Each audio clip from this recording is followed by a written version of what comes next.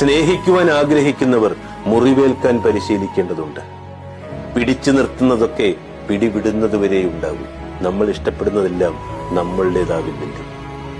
സമയമില്ലായ്മയിൽ തുടങ്ങി തിരക്കുകളിൽ ഒളിച്ച് വാക്കുകൾ മൗനത്തിന് വഴിമാറിക്കൊടുക്കുന്നിടത്ത് തുടങ്ങുന്നു ഏറ്റവും പ്രിയപ്പെട്ടവരുടെ മാറ്റം.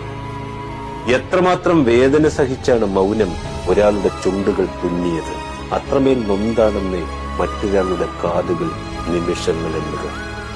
തോറ്റുപോകുന്നതിനേക്കാൾ വിഷമം തോന്നാറുണ്ട് തോൽപ്പിച്ചവർ ഒന്നും അറിയാത്ത പോലെ പിന്നെയും അടുത്തു വന്നൊരു ചിരിയോടെ എല്ലാം ശരിയാക്കാമെന്ന് ഞാനുണ്ട് കൂടെ എന്ന് പറയുമ്പോൾ.